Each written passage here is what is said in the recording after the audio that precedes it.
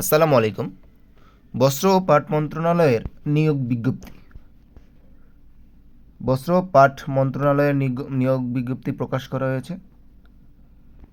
13, 16, 20তম গ্রেডভুক্ত পদসমূহের অস্থায়ীভাবে জনবল নিয়োগের লক্ষ্যে পদের পার্শ্বে বর্ণিত শর্তে বাংলাদেশের প্রকৃত নাগরিকদের থেকে অনলাইনে আবেদন আহ্বান করা যাচ্ছে।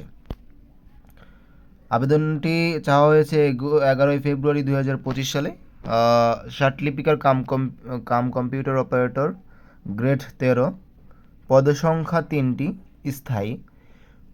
কোনো শিক্ষাগত যোগ্যতা হচ্ছে কোনো স্বীকৃত বিশ্ববিদ্যালয় থেকে স্নাতক বা সমমানের ডিগ্রি। কম্পিউটার প্রশিক্ষণ থাকতে হবে। ষাটলিপিতে বাংলায় 45 এবং ইংরেজিতে 70 গতি লাগবে। কম্পিউটার টাইপিংয়ে বাংলায় 25, ইংরেজিতে 30। কম্পিউটার ওয়ার্ড প্রসেসিং, ইমেল এবং ফ্যাক্স পরিচালনা দক্ষতা থাকতে হবে। এগুলা দরকার হয় না খুব একটা, পরে চাকরিতে লাগে। কিন্তু আপনাকে বাংলায় 25 এবং ইংরেজিতে 30 অবশ্যই লাগবে ষাট মুদ্রাক্ষরিক কম্পিউটার অপারেটরে। দেন আছে কম্পিউটার অপারেটর একটি পোস্ট, গ্রেড 13। এটা খুব একটা ভালো একটা পোস্ট, কারণ হচ্ছে এখানে বিজ্ঞান বিভাগ চাওয়া হয়। কোনো স্বীকৃত বিশ্ববিদ্যালয় থেকে বিজ্ঞান বিভাগে স্নাতক বা সমমানের ডিগ্রি। পাশাপাশি এটার প্রমোশনও ভালো। এটা প্রমোশন হয়ে আপনি 13 থেকে 9ম গ্রেডে পদোন্নতি পাবেন। আর কম্পিউটার মুদ্রাক্ষর সেম ষাট মুদ্রাক্ষরিকের মতো 25-30, মানে বাংলায় 25, ইংরেজিতে 30 লাগবে। যারা বিজ্ঞান বিভাগ থেকে স্নাতক করেছেন তারা অবশ্যই এই পোস্টে অ্যাপ্লাই করতে পারেন। অফিস সহকারী কম্পিউটার মুদ্রাক্ষরিকে 16তম গ্রেড।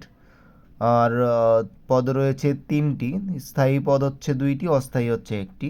আশা করা যায় অস্থায়ীটাও স্থায়ী হয়ে যাবে। কোনো স্বীকৃত বোর্ড হতে উচ্চ মাধ্যমিক সার্টিফিকেট বা সমমানের পরীক্ষায় উত্তীর্ণ। কম্পিউটার প্রশিক্ষণ লাগবে।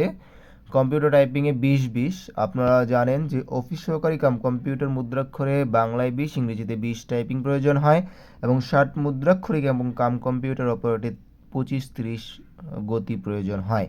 আপনারা দেখে থাকবেন যে শেষে আছে অফিস সহায়ক, যেটাতে আমাদের হচ্ছে কম্পিউটার টাইপিং বা কিছুই লাগে না।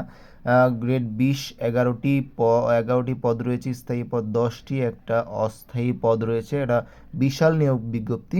যারা হচ্ছে অফিস সহায়কে চাকরিতে ইচ্ছুক, অনেক দিন ধরে পরিশ্রম করছেন মন্ত্রণালয়ে চাকরির জন্য, তারা অবশ্যই এই পোস্টে আবেদন করবেন এবং বিস্তারিত জেনে নেবেন। কোনো স্বীকৃত বোর্ড হতে মাধ্যমিক স্কুল সার্টিফিকেট বা সমমান পরীক্ষায় উত্তীর্ণ হলেই হবে। তার মানে হচ্ছে এসএসসি পাস করলেই হবে। আপনাদের আবেদন ফর্ম পূরণ ও পরীক্ষায় অংশগ্রহণের ক্ষেত্রে শর্তাবলী অবশ্যই অনুসরণ করতে হবে। সেই শর্তাবলী এফিডেভিট গ্রহণযোগ্য নয়। বয়স প্রমাণের ক্ষেত্রে কোনো এফিডেভিট গ্রহণযোগ্য নয়। 1, 3, 4 ক্রমিক শূন্য পদের পূরণে বাংলাদেশ সচিবালয় ক্যাডার বহির্ভূত গেজেটেড কর্মকর্তা, নন গেজেটেড কর্মকর্তা নিয়োগ বিধি 2014 সংশোধিত 2020 এবং 2 নং ক্রমিকের সদস্যপদ পূরণে সরকারি প্রতিষ্ঠান কম্পিউটার পার্সোনাল নিয়োগ বিধি 2019 অনুসরণ করা হবে। তার মানে আমরা অ্যাজ ইউজুয়াল যেগুলো নিয়োগ পরীক্ষা হয়, প্র্যাকটিক্যাল, ভাইভা, তারপর সেগুলোই অনুসরণ করবে। এ নিয়ে কোনো চিন্তার কোনো কারণ নাই। আর যারা ডিপার্টমেন্টের ক্যান্ডিডেট তাদেরকে এনওসি নিতে হবে। আর উত্তীর্ণ 4 নং পর্যন্ত মৌখিক পরীক্ষা নিতে হবে। 4 নংয়ে শুধু 1 থেকে 3 নংয়ের লিখিত, ব্যবহারিক এবং ভাইভা। আর 4 নংয়ের ক্ষেত্রে লিখিত পরীক্ষায় উত্তীর্ণ প্রার্থীরাই মৌখিক পরীক্ষার জন্য বিবেচিত হবেন।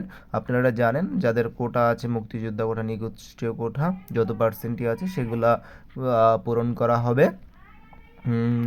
এই আবেদনটি চাওয়া হয়েছে 17 ফেব্রুয়ারি 2025 সাল সোমবার সকাল 10 ঘটিকা থেকে শুরু হয়েছে আবেদন ফি জমা দেওয়ার সময়। আর এর শেষ সময় হচ্ছে 18 মার্চ 2025 মঙ্গলবার বিকাল 4টা। অনেক সময় রয়েছে, আপনারা চেষ্টা করবেন 2-1 দিনের মধ্যে, মানে মাঝামাঝি সময়ের মধ্যেই যেন অ্যাপ্লাইটা করে নেওয়া যায়। দেখা যাচ্ছে সিটগুলো ভালো জায়গায় পড়ে, কোনো সমস্যা হয় না, বা আপনার প্র্যাকটিক্যাল ভাইবার সময় সুবিধা হয়। আর বাকি যে কন্ডিশন আপনাদের জানা আছে, রঙিন ছবি, দৈর্ঘ্য, স্বাক্ষর, এগুলো আপনাদের আগেই রেডি করে থাকার কথা। দেন আসি কত টাকা লাগবে। 1 থেকে 3 পর্যন্ত ক্রমিক নিয়োগের জন্য হচ্ছে 100 টাকা। সার্ভিস চার্জ হচ্ছে 12 টাকা, মোট 112 টাকা। আর হচ্ছে 4 নংয়ের জন্য 50 টাকা, সার্ভিস চার্জ 6 টাকা, 56 টাকা। তো আপনারা এসএমএস পদ্ধতিটি দেখেন, এখানে MOTGJ স্পেস ইউজার আইডি যেটা আপনি পাবেন, পাওয়ার পর সেন্ড করবেন 1622 নম্বরে। আপনার অ্যাপ্লিকেশনটি গ্রহণ করার পরে তারা একটা আপনাকে পিন দিবে। তারপরে দ্বিতীয় এসএমএস পাঠাবেন হচ্ছে বড় হাতের MOTJ space yes space pin number দিয়ে সেন্ড করবেন 1622 নাম্বারে। ধন্যবাদ সবাইকে, সকলের জন্য শুভকামনা।